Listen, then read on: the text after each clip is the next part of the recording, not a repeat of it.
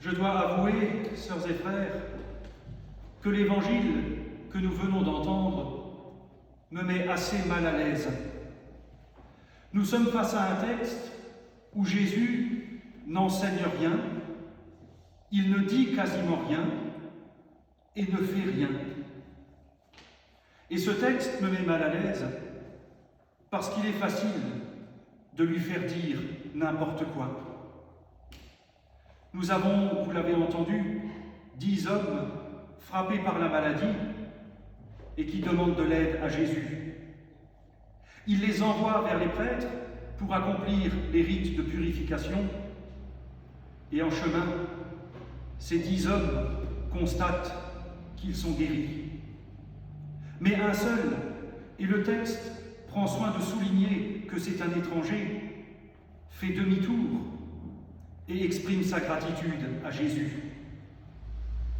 Il y a là de quoi alimenter un énième discours d'autoflagellation qui soulignerait la prétendue fermeture et la supposée étroitesse d'esprit de nos églises, voire de nos campagnes alsaciennes, et qui dirait que si nous étions de bons chrétiens, nous serions plus gentils, plus accueillants, plus généreux, plus reconnaissants, bref, des bonnes poires.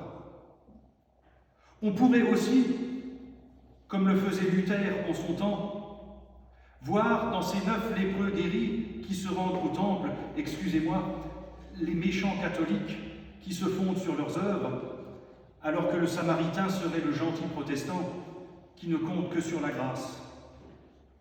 Et à l'heure du wokisme et de la cancel culture, qui veulent instaurer un monde plus ouvert, plus juste et plus inclusif pour les minorités, quelles qu'elles soient, tout en diabolisant le monde et l'histoire, on pourrait voir dans ce texte une dénonciation d'un supposé privilège blanc ou privilège patriarcal ignoré par Jésus au profit de l'accueil radical et inclusif. 3 lectures qui ont en commun de diviser le monde entre les gentils et les méchants, en s'incluant bien sûr dans le camp des gentils, avec tout ce que ça peut avoir de condescendant et d'intolérant. Il n'empêche que ces lectures divisent le monde en deux. Or, diviser en deux, en grec, ça a donné le mot français « diable ». Il faut pourtant qu'une chose soit claire. C'est vrai, l'Évangile n'a pas pour but de passer de la pommade dans le dos des gens et de dire oui et amen à tout ce que nous faisons ou disons. À la lumière du message du Christ, nous devons être attentifs à la façon dont nous nous comportons vis-à-vis des autres, en particulier des plus fragiles. Parce que c'est aussi un témoignage de la façon dont la foi nous anime. Il faut parfois qu'elle nous travaille au point de faire sauter certaines barrières, certains préjugés, certaines peurs. Autant de lèpres dont le Christ veut nous guérir. Mais d'un autre côté, l'Évangile n'a pas vocation à diviser le monde en deux, ce qui revient en réalité à se faire propriétaire de l'Évangile, propriétaire de Dieu, et à se poser comme référence unique à la place de Jésus-Christ. Et ce n'est pas le rôle de l'Évangile. Nous voici donc devant ce texte où 10 hommes, frappés par une maladie de peau assimilée à la lèpre, demandent l'aide de Jésus.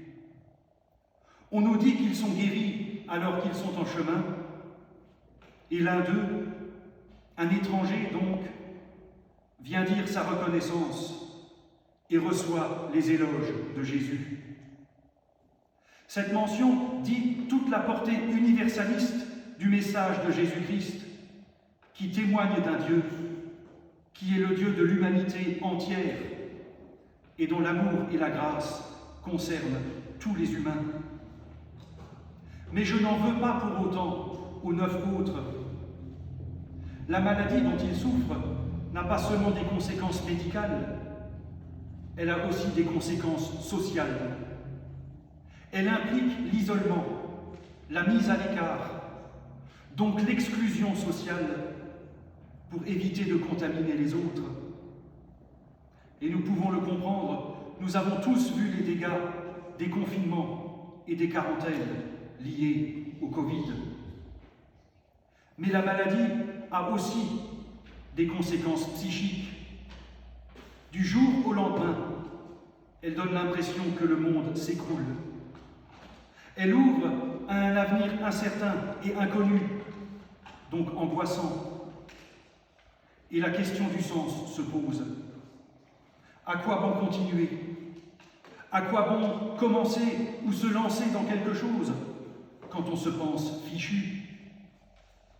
Dans ces moments-là, et peut-être est-ce l'expérience de ces 9, le rite a quelque chose de plus rassurant que la parole. Et surtout, même face à la guérison ou la perspective de guérison, le doute demeure. Est-ce que c'est vrai? Est-ce que ce cauchemar est vraiment fini? Est-ce que c'est possible?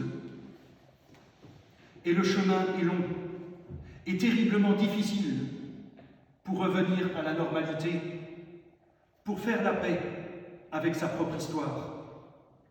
Rien ne nous dit que ces 9 hommes n'ont pas exprimé leur reconnaissance plus tard.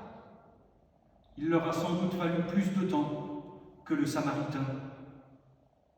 Celui-ci a compris quelque chose. Il est intéressant de relever que Luc fait la différence entre guérison et salut. C'est le sens de la dernière remarque de Jésus. Ta foi t'a sauvé. Or, je ne pense pas qu'il faille voir ici l'annonce de la damnation des 9 autres. Ce qui importe dans ce texte, au fond, ce n'est pas le miracle, et je mets ce mot entre guillemets. Comme toujours dans la Bible, le plus important n'est pas le prodige ou le fait surnaturel, mais la parole qui l'accompagne à chaque fois. Une parole qui donne sens, discernement aussi, pour nous permettre de nous réconcilier avec notre histoire et de faire advenir une parole de reconnaissance qui met le désespoir en échec. Comme tout un chacun, nous sommes en route avec nos forces et nos faiblesses, avec notre foi parfois triomphante, parfois vacillante. La parole du Christ nous appelle alors, comme le Samaritain, à relire et à méditer l'œuvre de Dieu dans notre histoire. Revenir à lui, changer de comportement, rendre gloire à Dieu, vivre la gratitude, se poser aux pieds du Christ, devenir serviteur. Dans l'histoire de l'Église, des grands mystiques comme Jean de la Croix ou Thérèse d'Avila ont traversé de grandes nuits spirituelles où Dieu leur paraissait totalement absent. Mais ils sont restés fidèles malgré tout et nous apprennent que la nuit spirituelle n'est pas le résultat d'un manque de foi, mais qu'elle peut être chemin de croissance pour épurer la foi. Dans l'acte de rendre grâce, le Samaritain a fait ce pas. Sa gratitude, issue de la foi, prend le dessus et le sauve. De quoi? Du désespoir, de la rumination, de l'apitoiement sur soi et de l'oubli des autres. Ta foi t'a sauvé parce qu'elle t'a rendu à la vie et rendu du sens à ta vie. Alors même si le chemin est long, même s'il peut s'apparenter à la vallée de l'ombre de la mort, nous sommes appelés à recevoir cette parole du Christ. Relève-toi, va, ta foi t'a sauvé. Amen.